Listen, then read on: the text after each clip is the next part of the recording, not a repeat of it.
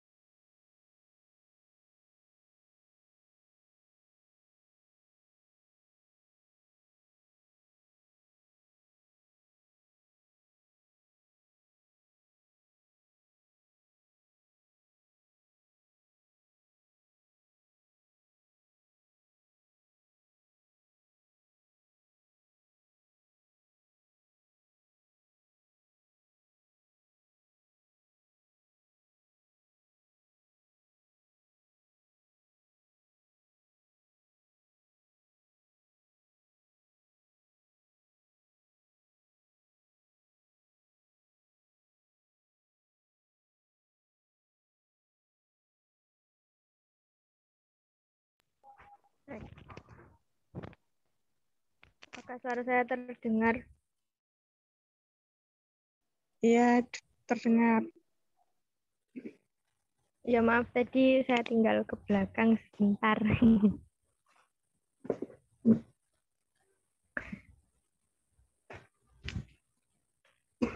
Langsung saja.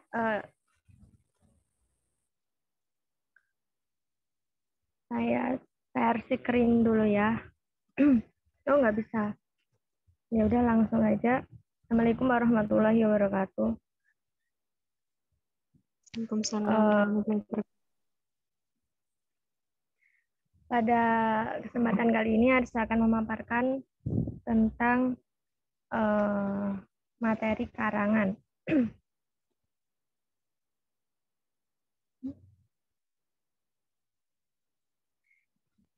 Apa itu karangan? Karangan ialah sebuah karya tulis hasil dari kegiatan seseorang untuk mengungkapkan gagasan dan menyampaikannya melalui bahasa tulis kepada pembaca untuk dipahami. Nah, apa aja sih jenis-jenis narasi itu? Jenis-jenis narasi ada, jenis-jenis narasi, maaf. Jenis-jenis karangan. Ada apa aja, yaitu ada karangan narasi, deskripsi, eksposisi, persuasi, dan argumentasi. Nah, kita akan bahas satu persatu. Pertama, tentang karangan narasi. Karangan narasi itu secara sederhana dikenal sebagai cerita. Nah, pada narasi tersebut terdapat peristiwa atau kegiatan dalam satu urutan waktu.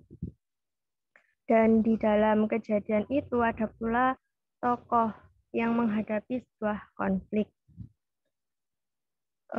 Ketika unsur tersebut yaitu kayak kejadian, tokoh, dan konflik itu merupakan unsur pokok sebuah narasi. Dan jika bersatu itu disebut alur atau plot. Jadi narasi adalah cerita yang dipaparkan berdasarkan plot. atau alura atau fiksi. Contoh narasi fakta yaitu seperti biografi, autobiografi atau kisah pengalaman. Kalau contoh narasi fiksi ada kayak novel, cerpen, atau cerita pendek, terus cerbung atau cerita bersambung. Nah, pola narasi itu sendiri secara sederhana ada awal, tengah, dan akhir. Nah, sekarang kita membahas ciri-cirinya. Ciri-cirinya yaitu menyajikan suatu cerita yang berupa berita peristiwa atau pengalaman yang menarik. Terus ceritanya disajikan dengan urutan kronologis yang jelas. Ada konflik dan tokoh yang menjadi inti sebuah karangan itu. Lalu selanjutnya memiliki setting yang disampaikan dengan jelas. Nah, tujuan narasi ini untuk menghibur pembaca. Lalu selanjutnya jenis karangan yang kedua ada deskripsi. Untuk contoh narasinya bisa dilihat di makalah. Langsung ke deskripsi. Jenis karangan deskripsi.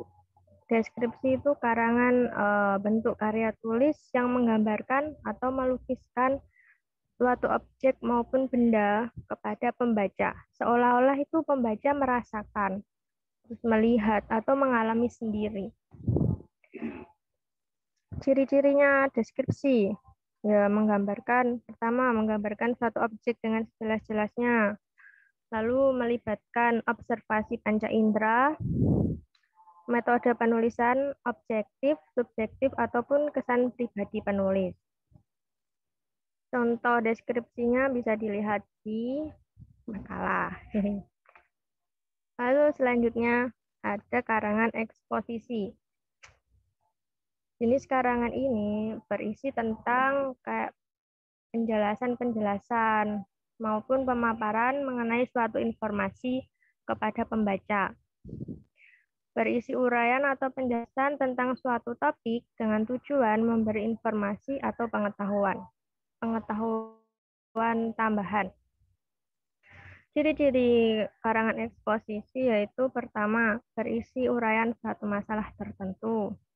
Lalu yang kedua, uraian bersifat objektif, semata-mata hanya untuk menambah pengetahuan pembaca.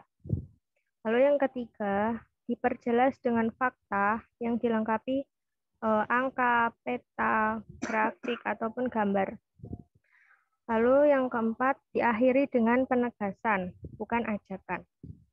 Nah, biasanya karangan eksposisi ini bisa kita temui kayak di dalam artikel, terus kayak kan biasanya kayak membahas pengetahuan, bisa untuk menambah pengetahuan tambahan kita.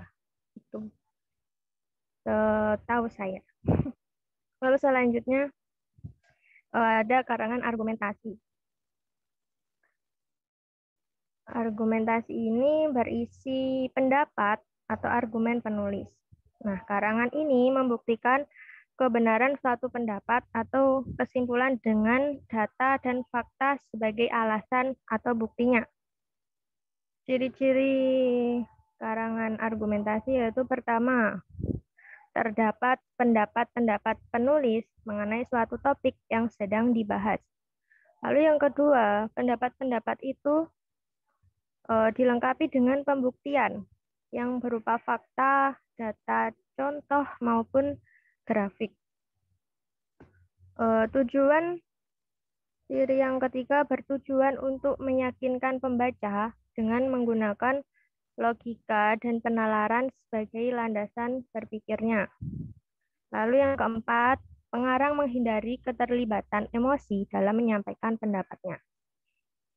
Jadi karangan argumentasi kayak karangan tentang pendapat, argumen. Untuk contohnya bisa dilihat di makalah. Lalu selanjutnya, yang terakhir, karangan persuasi.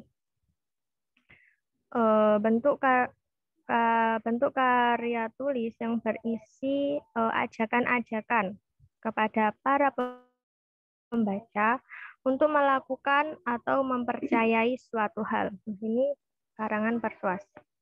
Agar pembaca yakin dan mau mengikuti apa yang disampaikan penulis. Gitu. Jadi dilengkapi dengan pembuktian agar pembaca yakin dan mau mengikuti apa yang disampaikan penulis. Bertujuan untuk mempengaruhi pembaca untuk berbuat sesuatu. Jadi lebih karangan ajakan isinya itu. Ciri-cirinya, yang pertama bersifat mengajak para pembaca, lalu yang kedua memiliki alasan-alasan yang kuat berupa data, fakta, dan lain-lainnya. Lalu yang ketiga, berusaha menghindari konflik agar pembaca tidak kehilangan kepercayaan. Lalu yang keempat, berusaha mendapatkan kesepakatan atau kepercayaan antara penulis dan pembaca. Nah, untuk karangan persuasi ini contohnya bisa dilihat di makalah. Kalau persuasi itu bisa kita bedakan itu kayak di kalimat akhirnya kayak ada kalimat ajakan gitu. Nah, itu sekilas sekian dari pemaparan materi saya. Jika ada kurang paham bisa ditanyakan.